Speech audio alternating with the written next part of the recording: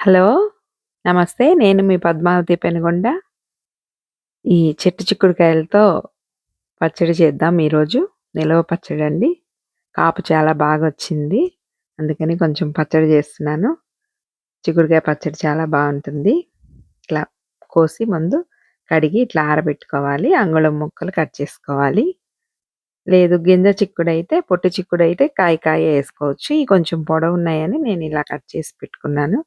చింతపండు వేడి నీళ్ళలో నానబెట్టుకోవాలి. తర్వాత ఆవాలు, మెంతులు వేయించి పక్కన పెట్టుకోవాలి. అరకిలో చిక్కుడుకి 2 స్పూన్ల మెంతులు వేశాను. 3 స్పూన్లు ఆవాలు. చిన్నుల్లిపాయలు 2 అంతే. ఇట్లా మిక్సీ పట్టుకొని 2 కలిపి తర్వాత ఉప్పు తగినంత వేసుకోవాలి చూసుకొని. వెల్లుల్లిపాయలు ఇవన్నీ మనం మామిడికాయ పచ్చడి ఎలా పడతామో అలా కలిపి ఇవన్నీ ఇట్లా కలిపి పక్కన పెట్టుకోవాలి. తర్వాత పొయ్యి మీద ఆయిల్ పెట్టుకొని ఇట్లా వేయించుకోవాలి చిక్కుడు ముక్కలు. కొంచెం పసుపు వేస్తే కలర్ బావుంటాయి ముక్కలు. మరీ మెత్తగా అయ్యేదాకా వేయించక్కర్లేదు.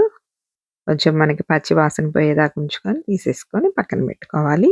తర్వాత అదే ఆయిల్‌లో తాలింపు వేసుకొని కలుపుకోవడమే. ఇది కొంచెం నిమ్మకాయతో కూడా కలుపుకోవచ్చు.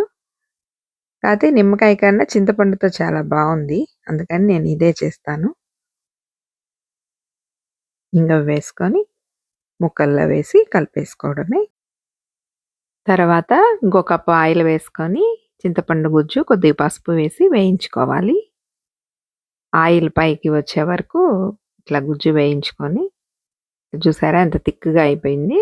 దీన్ని 3 కలుపుకోవడమే ఇంకా. 2 కప్పుల ఆయిల్ పడుతుంది అరకిలో పచ్చడికి. ఈ 3 మనం ఆవకాయ కలిపినట్టు కలుపుకోవడమే. కలిపిన రోజు టేస్ట్ తెలీదు. మూడవ రోజు చాలా బావుంటుంది. కలిపి పక్కన పెట్టుకోవాలి. ఇట్లా అన్నీ కలిపిన తర్వాత మూడవ రోజు మళ్ళీ కలుపుకొని ఆయిల్ బాగా పైకి తేలుతుంది మూడవ రోజుకి. ఉప్పు చెక్ చేసుకొని మీరు స్టోర్ చేసుకోవడమే. చూసారా ఎంత యమ్మీగా వచ్చిందో. నా వీడియో నచ్చితే లైక్ చేయండి, షేర్ చేయండి. బాయ్.